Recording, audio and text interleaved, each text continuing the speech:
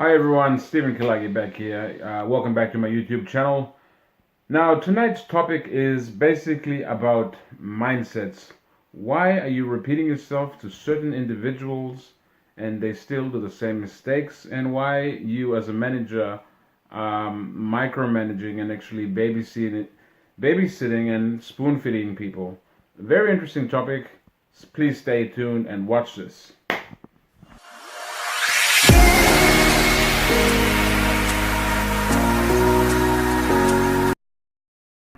All right. First, I'd like to say thank you for subscribing to my channel again and watching this. All of you out there who are in New Zealand, in Australia, PNG, wherever you are in the world, thank you very much for your comments. Sorry, I have not been posting stuff because I've been busy trying to get my company back up. Two of my companies have been slowing off with the economy, so I'm putting 100% of my effort to make sure it starts churning and starts pumping out money again. Anyway, the thing I want to talk to you about is mindsets again. Mindset is the biggest issue in Papua New Guinea, in our country, in many other countries. Now, it comes down to paradigms. Paradigms are a set of beliefs, systems, and core values that people have in their life. So, if you bring someone into your organization, the first thing you do not know is how they were brought up, and that's the biggest thing you must know. That's why we get a lot of Australians or foreigners to come into Papua New Guinea to be managers, because Papua New Guineans, is in our culture and how we're brought up, it affects the way we operate and how we conduct business and our life. We're just not driven enough, and that's what I see in the organization, like my security company. Some guys I have to repeat myself every week because they're just not driven and they're just not doing things. And it's not their fault. You have to reprogram someone's mindset. Now these guys have been brought up in a certain way. Now you gotta look how where their parents are from and their great parents. Like some of our parents were straight up brought up in the village. Okay, our parents did not have all this kind of YouTube and Oprah Winfrey get in touch with their feelings and all these things that we know now. Our parents never knew. So um, mentoring and guiding kids in a certain way and making sure they're doing schoolwork, or parents getting behind the kids and pushing them in certain areas were um, never a part of life in our country. Papua New Guinea, Fiji, some of the other Pacific Island nations. Love was like, I send you to school, I feed you, I love you, get on with it. Where now, like in modern world now, in like say in Australia or in America, there's more than that. It's about mentoring, guiding, um, how you brought up. It's about the environment and how kids are brought up, and it plays a real determination of how someone kind of ends up in life. So that goes back to my saying about and mindsets and paradigms. A lot of our people in Papua New Guinea, especially, are brought up in a certain way, and I believe that to only fix this, like it comes down to corruption, to everything, to whatever we do in our country, it all comes down to the way we're brought up, paradigms. So if you are a boss or a manager or own your own small company and wondering why the heck is my staff, why do I have to repeat myself every time to the staff? Why don't they get it to this thick mind? You got to understand that they've been conditioned this way since birth. So you can't just wave a magic wand and say, I'm going to terminate you, and that's going to change things. It doesn't happen that way. That is why a lot of multinational companies spend a lot of money on training the staff. And that is why training is very key and important.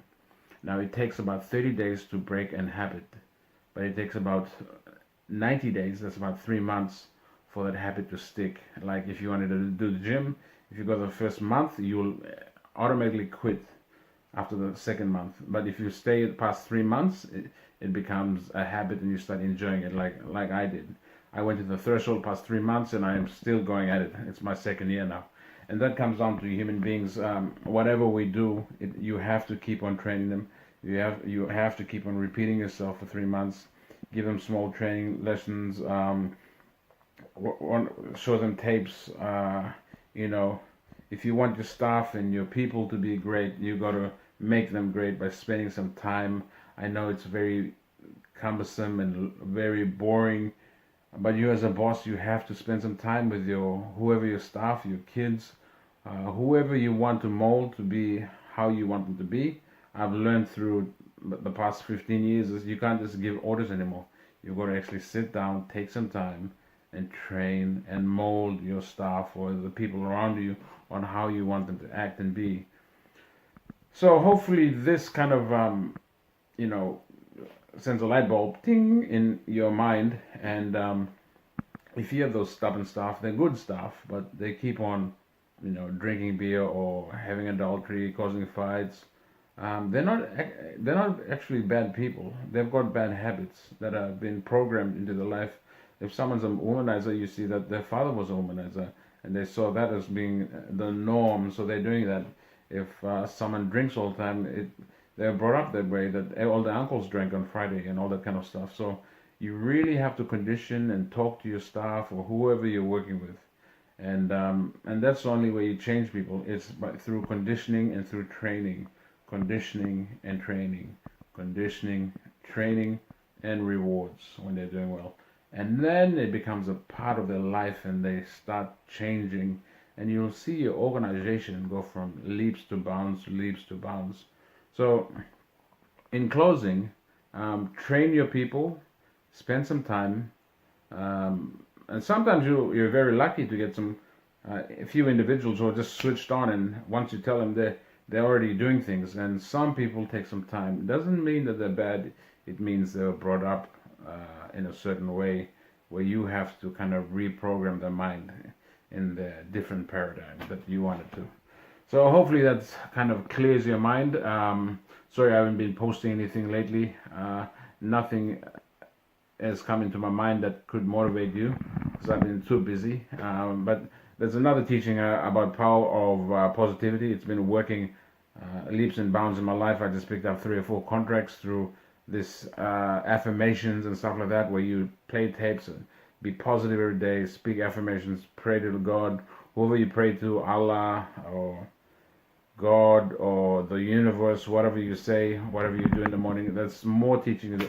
I'm going to do a video about that, but I just wanted to talk to you guys about this mindsets, paradigms, how people are brought up and conditioned in a certain way, and you really have to spend some time with them to remold them and reshape them and actually change their kind of mindset and way of thinking. So this goes out to especially people in Papua New Guinea. If you have people that are very stubborn and can't get what you're trying to teach them, it's just the way they're brought up.